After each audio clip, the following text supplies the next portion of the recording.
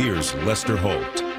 Good day from New York. Right now, President Biden and President-elect Trump are meeting at the White House. It's a tradition for presidents to host their successors after an election, but we did not see a meeting like this in 2020 as Trump refused to concede that election. Mr. Trump is also meeting today with Republicans in Washington as he prepares to return to power. Here is the moment that Biden and Trump met just moments ago. We're going to get a chance to talk about some of that today. So Good. Welcome. Thank you very much. And thank you very much. And politics is tough, and it's in many cases not a very nice world, but it is a nice world today, and I appreciate it very much. A transition that's so smooth, it'll be as smooth as it can get, and I very much appreciate that, Joe. You're welcome. Thank you all.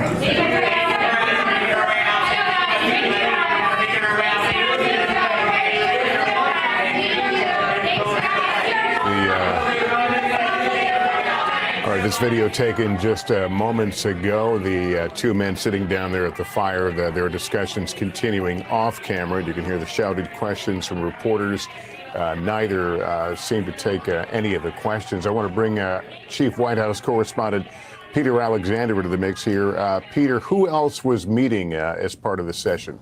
Well, let's walk you through this for a moment if we can, Lester. For Donald Trump, this really marks the culmination of a comeback just over a week after he defeated Kamala Harris to become the 47th president of the United States. It is a return to a tradition that has dated back decades, where one president meets with the incoming president-elect here in the White House. As you noted, did not happen 4 years ago when Joe Biden would be taking power from Donald Trump. It did happen when Barack Obama invited Donald Trump 8 years ago. I'm told by folks here at the White House that the way this morning played out, and again, to be clear, that was a very short moment where we had an opportunity to see these two. 8 years ago, the two spoke before the cameras for as long as 4 minutes. This one, I think you could count in a matter of seconds. But when Donald Trump arrived here at about 11 o'clock this morning, President Biden greeted him at the South Portico just outside the White House. That the two entered the diplomatic room. That's where traditional greetings take place with foreign heads of state. And then the two walked down the famed colonnade together to the Oval Office,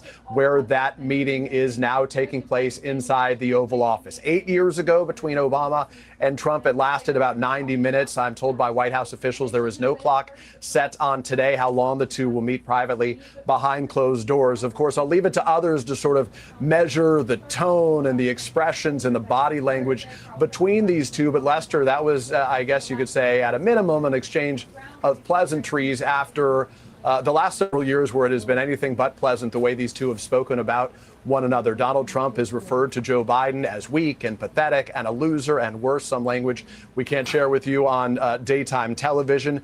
Joe Biden casting Donald Trump as a threat both to this nation and to democracy. I am told that they would be joined in this meeting at least by their chiefs of staff. Susie Wiles, who helped run the campaign for Donald Trump, would be in attendance, as well as Jeff Zients, the chief of staff for Joe Biden. Unclear whether other individuals would be in that room as well. We'll wait to gather that information as the day progresses.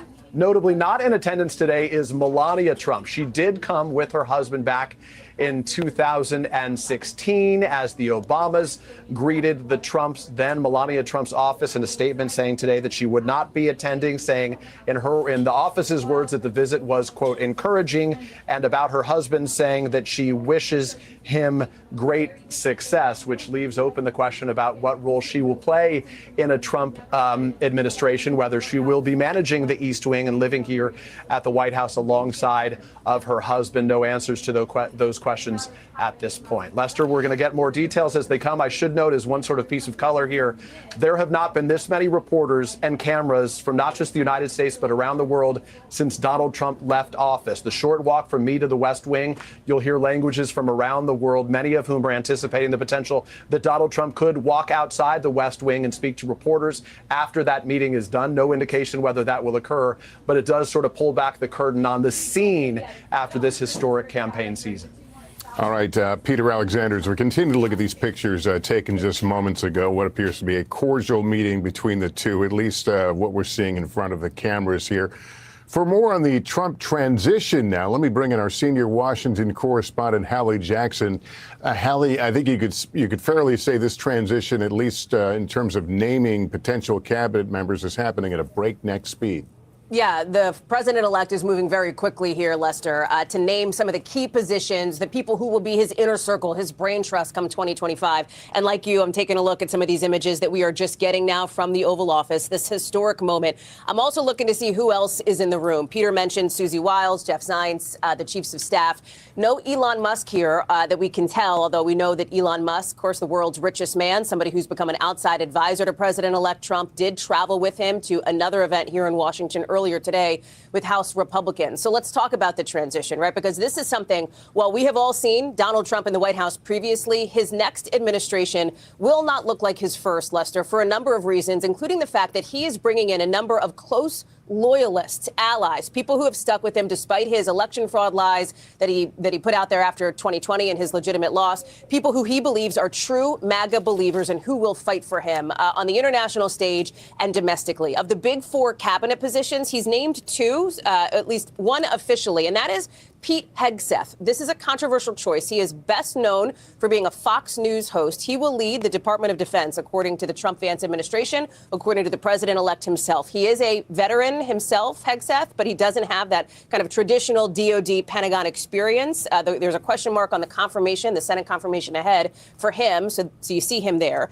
We also understand, based on our reporting, that Florida Senator Marco Rubio is set to be named Secretary of State. That official announcement from the campaign has not come yet, but it seems to be pretty locked in at this point. Senator Rubio, when asked this morning, did not address this. He said he would defer, of course, to the president-elect's team to make that decision. We're still waiting on who might be named Treasury, Secretary of the Treasury, and who might be named the next Attorney General to lead the Justice Department. And those are two really crucial roles, considering that President-elect Trump has talked a lot when it comes to the economy, about tariffs, about what he wants to do to, in his view, improve the economy.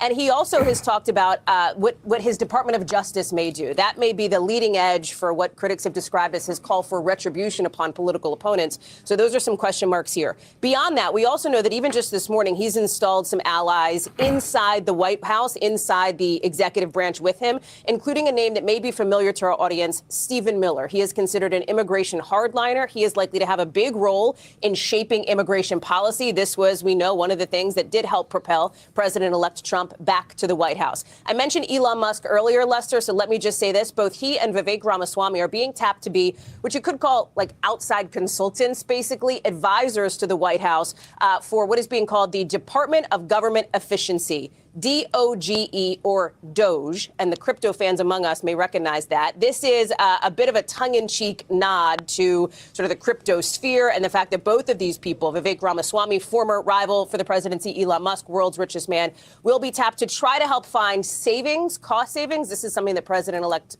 Trump talked about frequently on the campaign trail. Lester. All right, Hie Jackson. Hie, thanks.